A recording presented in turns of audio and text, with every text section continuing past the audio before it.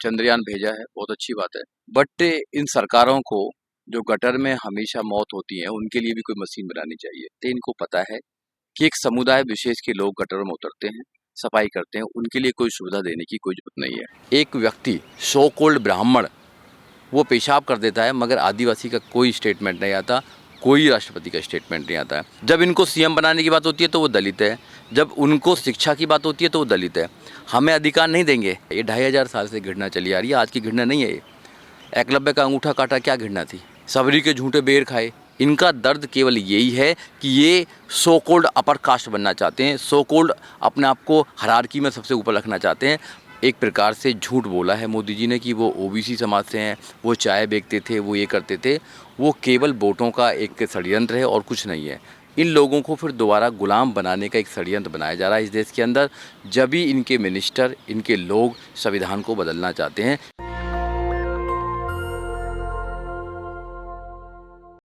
नमस्कार, मैं ब्यूटी गिरी और आप देख रहे हैं नेशनल दस्तक। अभी हमारे साथ मौजूद हैं सुजीत सम्राट। इनसे जानेंगे आज जो है चंद्रयान 3 लॉन्च होने वाला है। सफल लैंडिंग के लिए नमाज पढ़े जा रहे हैं, पूजाएं की जा रही है, अनुष्ठान किए जा रहे हैं। लेकिन एक सवाल है कि जब देश इतना आगे बढ़ गया है, फिर भी नाले गटर जब साफ़ करना होता है तो इंसान को बुलाया जाता है और वो ज़्यादातर SC ST OBC के लोग होते हैं।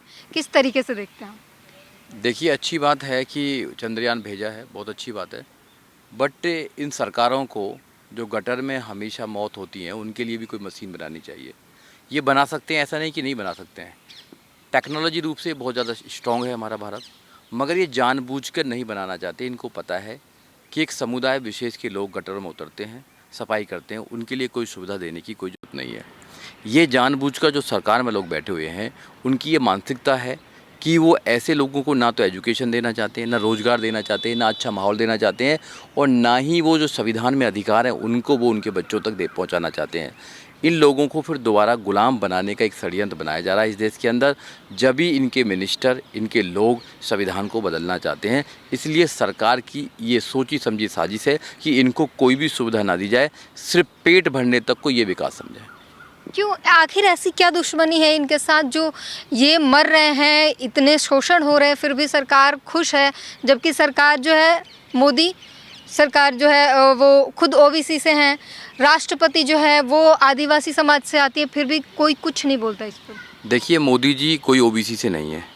उनका जो समाज है वो अकॉर्डिंग द कॉन्स्टिट्यूशन जनरल में आते हैं। जब वो वहाँ पर मुख्यमंत्री थे तो उन्होंने अपनी जाति को OBC में करा। ये देश को एक प्रकार से झूठ बोला है मोदी जी ने कि वो OBC समाज से हैं, वो चाय बेचते थे, वो ये करते थे। वो केवल वोटों का एक षड्यंत्र है और कुछ नहीं है। दूसरा रहा जो राष्ट्रपति हैं, राष्ट्रपति इन्होंने जो बैठा रखे हैं वो कभी नहीं बोलते, पहले भी नहीं बोले, अब के भी नहीं बोलते हैं।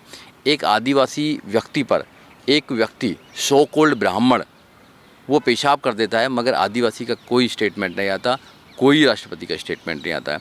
इस देश में जो कह रहे हैं क्या इनकी ऐसी घृणा क्या है? ये 2500 साल से घृणा चली आ रही है, आज की घृणा नहीं है ये।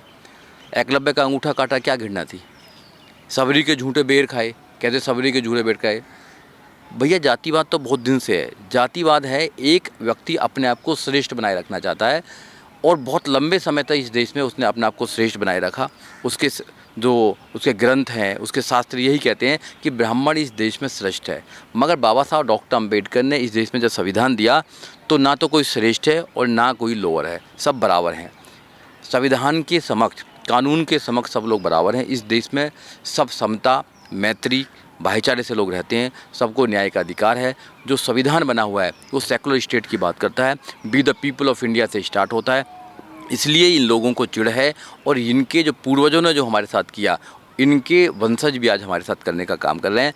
अब बहुजन समाज के जो लोग हैं, जिनके साथ में लंबे समय से शोषण होता आ रहा है, अब उनकी सोच है कि वो इस शोषण को कैसे रुकवाते हैं। बाबा साहब डॉक्टर अम्बेडकर ने हमें वोटिंग का अधिकार दिया है। वोटिंग के अधिकार से यहाँ पर सरकारें बनती हैं, CM बनते हैं, PM बनते हैं। आपकी वोटिंग में ताकत है, आप वोट दें और चेंज कर दें, अपनी सरकार बना लीजिए, अपने अधिकारों को सुरक्षित कर लीजिए। तमाम लोग जो है ना तो बाबा साहब को मानते हैं, ना ही संविधान को मानते हैं। सीधे कहते हैं कि संविधान जो है कॉपी पेस्ट है, चुराया हुआ है अलग अलग देशों से, हम नहीं मानते। देखिए, जो लोग कहते हैं उन्होंने शायद संविधान को नहीं पढ़ा है। सब समान होंगे कानून की नज़र में, क्या कॉपी पेस्ट है इसमें? आपको जीने का अधिकार है डिग्निटी के साथ, क्या कॉपी पेस्ट है इसमें? आपको बोलने का अधिकार है, क्या कॉपी पेस्ट है? आपको शिक्षा लेने का अधिकार है, क्या कॉपीराइट्स इसमें बताइए? कोई कॉपी पेस्ट नहीं है। ये सब इनके लोग हैं, ये एक प्रकार से झूठा षड्यंत्र बनाकर लोगों को बहकाना चाहते हैं। देश का संविधान, भारत का संविधान बाबा साहब डॉक्टर अम्बेडकर के द्वारा बना हुआ है। दुनिया का सबसे बड़ा लिखित संविधान है और सबसे अच्छा संविधान है, सबसे सशक्त संविधान है। जब नेल्सन मंडेला यहाँ पर आए थे, नेल्सन मंडेला ने कहा कि भारत से अगर मुझे कुछ ले जाने का मौका मिला तो भारत से मैं भारत का संविधान लेकर जाऊँगा। तो भारत का संविधान तो बहुत अच्छा है। भारत का संविधान इसलिए इनको बुरा लगता है क्योंकि भारत का संविधान हर व्यक्ति को, गरीब से गरीब व्यक्ति को, वो IAS, PCS, doctor, engineer, professor, जज, वकील, CM, PM बनाने का रास्ता देता है। उनको शिक्षा का अधिकार देता है, उनको लॉ एंड ऑर्डर का अधिकार देता है, उनको संपत्ति रखने का अधिकार देता है, उनको साहब और अच्छा बनने का उनका एक मौका देता है। तो इसलिए इनको चिढ़ होती है क्योंकि चंद लोगों के पास में जो अधिकार थे, आज वो अधिकार सब लोगों को मिल चुके हैं। इसलिए संविधान को ये जलाना चाहते हैं, संविधान को ख़त्म करना चाहते हैं, संविधान को इस देश से मिटाना चाहते हैं।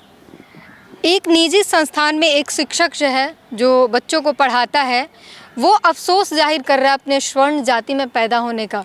बोल रहा है कि अगर मैं दूसरी जाति में जाति सूचक शब्द बोल के कि अगर मैं यहाँ होता तो बूट पॉलिश करके अपना जीवन यापन कर लेता, कहाँ मैं शिक्षक बन गया, कहाँ भगवान मेरे को शिक्षक बना दिया। देखिए, फ्रस्ट्रेशन है उन लोगों की। ऐसे कितने लोग हैं जो मेंटली डिसऑर्डर के शिकार हैं।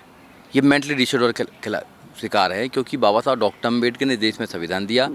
अब गरीब का बच्चा भी, मजदूर का बच्चा भी, किसान का बच्चा भी, आज दलित का बच्चा, OBC का बच्चा आज बड़े बड़े पदों पर जा रहे हैं और वो राजा बनने की होड़ में सबसे आगे है। तो इन लोगों को ये पछता नहीं है। प्रधानमंत्री जो है सफाई कर्मचारियों के गर्व से पैर धो रहे हैं। दिखावा है, बिल्कुल दिखावा है। प्रधानमंत्री जी जितना ड्रामा करते हैं, जितना झूठ बोलते हैं, शायद ही देश का नेता कोई झूठ बोलता होगा। उन्होंने देश की जनता से जो वादे किया, आज तक एक भी वादा पूरा नहीं किया है। अगर कोई वादा पूरा किया हो तो बताइए। उन्होंने 15-15 लाख की बात कही, किसी को नहीं मिला। उन्होंने कहा कि 100 स्मार्ट सिटी बनाएंगे, एक भी स्मार्ट सिटी नहीं। उन्होंने कहा बुलेट ट्रेन चलाई जाएगी देश में, कोई बुलेट ट्रेन नहीं है। उन्होंने कहा कि भैया 2022 तक सबको पक्के मकान मिल जाएंगे, एक को भी पक्का मकान नहीं मिला।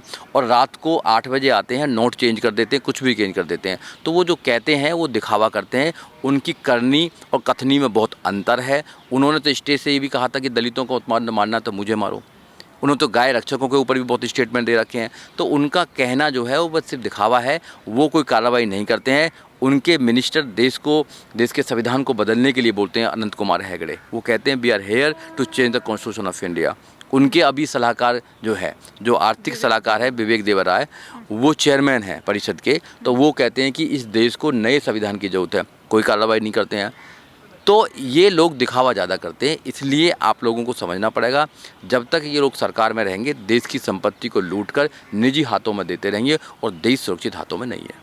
ये लोग जो है राष्ट्रहित में काम करते हैं, देश जोड़ने का काम करते हैं। और अम्बेडकरवादी जो भी लोग हैं वो आपस में लोगों को भड़काते हैं। हिंदुओं को ही हिंदू से अलग कर दिया है, बांट दिया है। देखिए, यहाँ पर कौन हिंदू है, कौन क्या है, ये डिबेट का एक अलग मुद्दा हो सकता है। ये लोग अछूत मानते हैं कुछ लोगों को, ये OBC मानते हैं कुछ लोगों को, ये मुस्लिम मानते हैं कुछ लोगों को। तो ये जब इनको वोटिंग होती है तो जब तक आपको हिंदू बना लेते हैं। जब इनको कावड़ की यात्रा निकालनी पड़ती है जब तो हिंदू बना लेते हैं। जब इनको अधिकार की बात होती है तो वो दलित है। जब इनको CM बनाने की बात होती है तो वो दलित है। जब उनको शिक्षा की बात होती है तो वो दलित है। हमें अधिकार नहीं देंगे। संविधान में अधिकार जो लिखे हुए हैं और जो सरकार की ड्यूटी है कि प्रत्येक व्यक्ति को संविधान में लिखे हुए अधिकारों को देना होगा, वो नहीं देंगे। मगर जब मुस्लिमों से लड़ने की बात होगी तो आप दलित नहीं, आप हिंदू हैं। तो अब इस देश का अम्बेडकरवादी समझ चुका है कि वो मुस्लिम है इस देश के अंदर, या इस देश के अंदर और माइनॉरिटीज़ हैं, वो हमारे भाई हैं।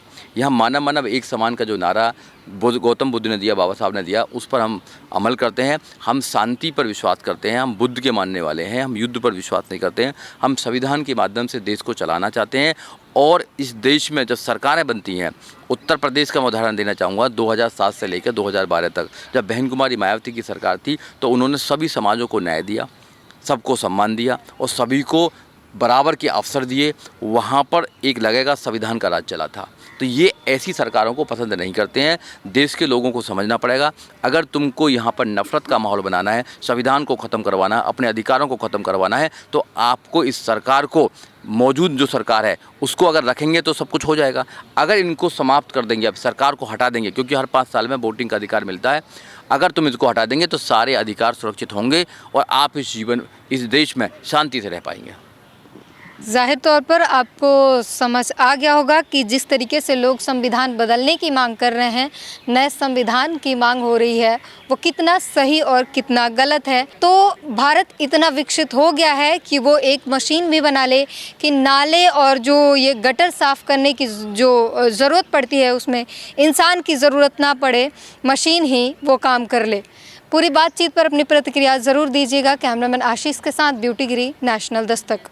नेशनल दस्तक की आपसे गुजारिश है कि अगर इसको बचाना चाहते हैं तो नेशनल दस्तक को सब्सक्राइब करने के लिए रेड कलर के सब्सक्राइब बटन को दबाएं, फिर बेल आइकन की घंटी दबाएं। नेशनल दस्तक को बचाने के लिए बहुत जरूरी है कि हर खबर को शेयर करें, लाइक करें, कमेंट जरूर करें।